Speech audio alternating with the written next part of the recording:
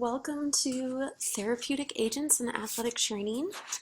So as I kind of explained in class, we're going to be doing things a little bit differently for at least some of the chapters this class period. We're going to do what's known as a flipped classroom, which means that the lectures are going to be online that you're going to do at home, and then we'll do activities and what would be considered homework during class. Really, this is meant to help you get into practicing with the various equipment and modalities in order that you can really make sure you're ready to apply these with your patients. So that's kind of the plan. So this is the first video to kind of get you used to that. So the videos, again, are going to be either me with lecture notes, they could be YouTube videos, sometimes they could be quizzes, where the feedback really is your lecture, so you kind of are learning as you also learn the material, kind of checking your knowledge. There could be lots of different things that you're going to have to do kind of on your own to prepare for the class. And then we'll start class every day with questions that you have. So there's a forum up on Moodle that you can post your questions, and I expect you to post at least one question or comment or thought for each chapter that we go through. And then the rest of you, if you have an answer to that, post it up there. If you have a thought, if you have some way to remember something that you think is really important, respond to your classmates. I'll do some of it in class, but this is a chance for you guys to really help each other out and share your knowledge. Because as you guys get closer to taking the BOC exam your senior year, you're going to become more and more aware that people don't pass that exam by themselves. They pass it because they work together as a class, because they play up each other's strengths and they learn from each other. So I'm really hoping to create an environment where you do that. So straight into therapeutic agents. The term therapeutic agents is probably not overly familiar with you. This class tends to just be called modalities. And the reason it tends to be called that is that's most of what we do within this class, is learn about various modalities. But therapeutic agents is just kind of a broader term of anything we do to help create this optimal environment for healing to occur. So, you know, we're going to talk about using the machines, we're going to talk about using other various things, but there's lots of different aspects that go into therapeutic agents.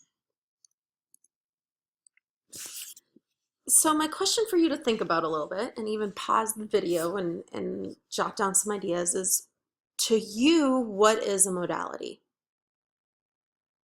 What does that mean?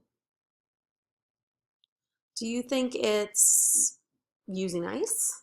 Do you think it's using one of the machines? What does a modality kind of mean to you?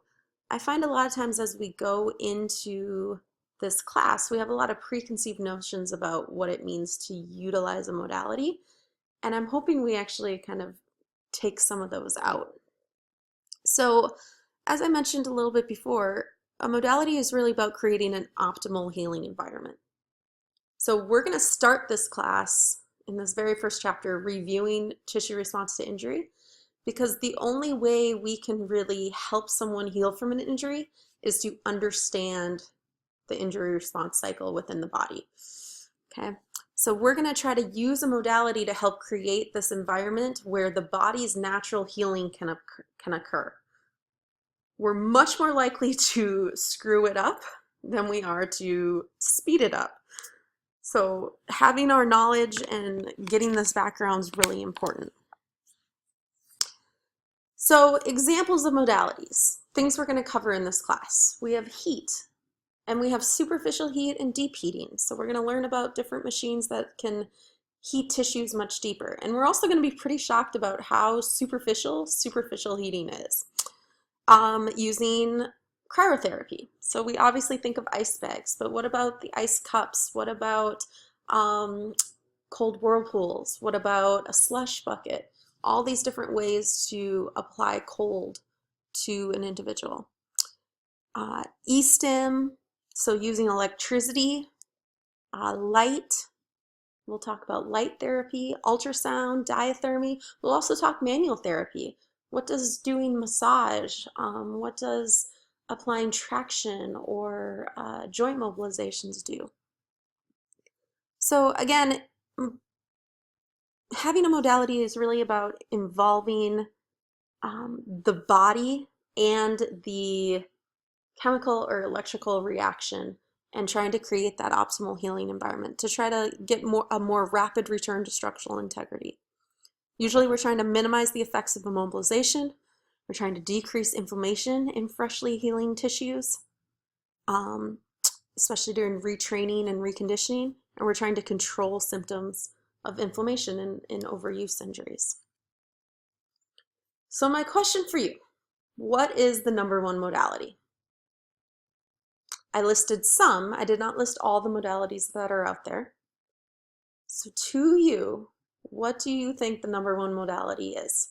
And I want you to actually go online, go on Moodle. There's going to be a place where you can put your answer to this question, and then we'll share it in class tomorrow.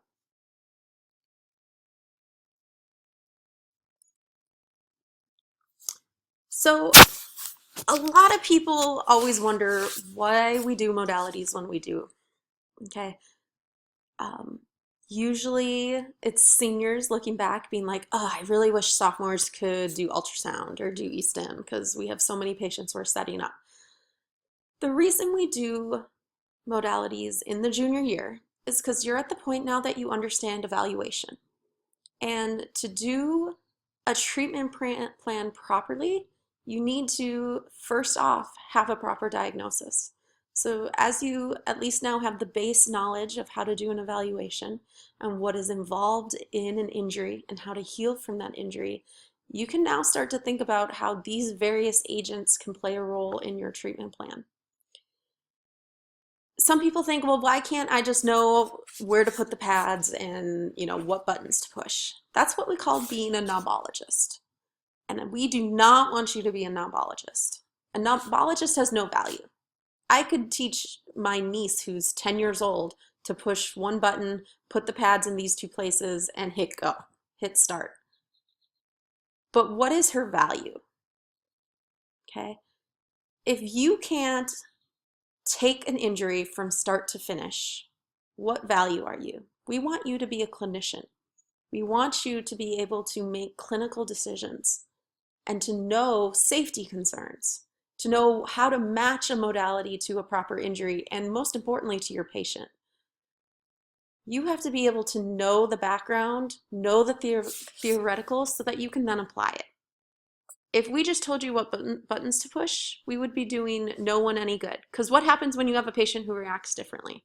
What happens when you have an injury that isn't responding in the same way that the 9 other injuries that you've done with this have? You have to be able to think on your feet, and that's what this class is about. So I mentioned clinical decision making. I really do want you to focus on how you can know this information and how you can use it to create plans for your patient.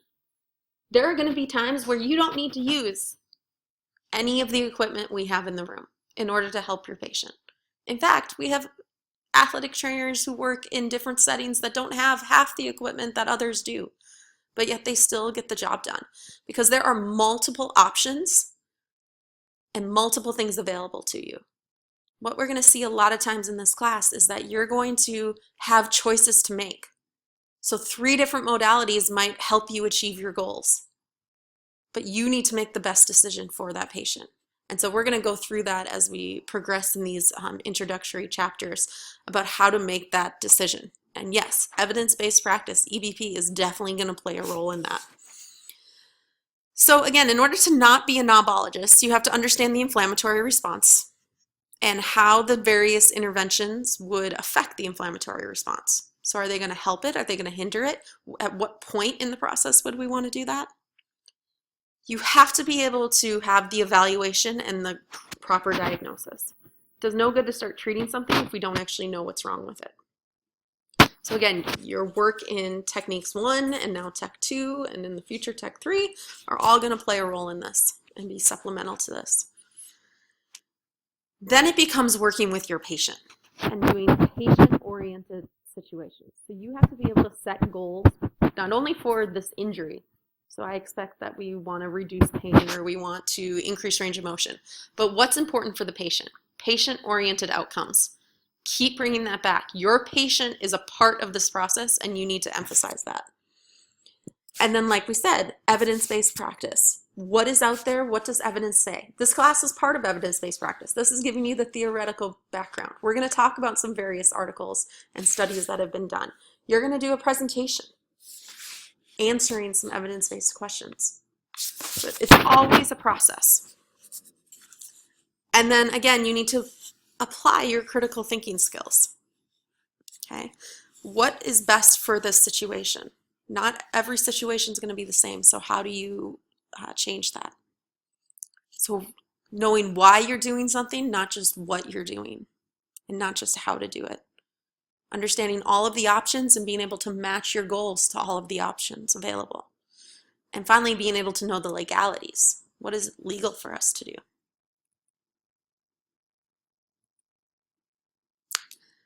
This is an interesting picture that I bet you weren't expecting to see. What do you think? I have shotguns and I have a rifle. Well, the reason these are there is because the approaches to how you pick your treatment plans sometimes follows these two different approaches. Shotguns. What do shotguns do? They're direct. You get one bullet, you've got to do it straight, and you got to do it true. Rifles shoot out many bullets and cover a large area. So individuals, when they're picking their treatment plans, will sometimes use one or either kind of both of these. Ideally, we would love to be in the shotgun. We want to be efficient. We want to know our patient, know this condition, know their, what we call their indications and contraindications. So what could potentially harm this patient, knowing all the options, knowing the evidence, and picking the best approach for that person. Shotgun. 1, 2 treatments, see how they work, move forward. The rifle aspect gets done a lot of when there's more confusion in the area, or when the person just, wants to try kind of everything and see what sticks. So you shoot broad base. So we're going to try a bunch of different modalities and see what works. That's great if you're getting something that works, but then how do you know which worked? How do you know what's best for this patient? How do we know we're not getting all the side effects of things because we're throwing all these different things at individuals? And how do we weigh that versus the benefits? So sometimes, it's a week before the championships and we need to, make sure that this person is without pain and able to participate. So sometimes people will do this. They'll say, okay, we're going to ultrasound, we're going to east him, we're going to put ice on you, we're going to be doing stretching, we're going to do exercise, we're going to just kind of do everything to get you through that time. And it might work for the short term, but not in the long term. Especially when you start thinking about billing. And think if we had to actually bill insurance for every treatment we did for an individual, you're going to have insurance company come back and say, you have no idea which of these is working, that's not efficient, that's not the way to treat someone. So you got to think through this of which type of clinician you want to be or can be in certain situations. So there we go. That's kind of our little intro to modalities and to what we're going to be doing. So next up, we're going to have some activities to do on the middle page. We're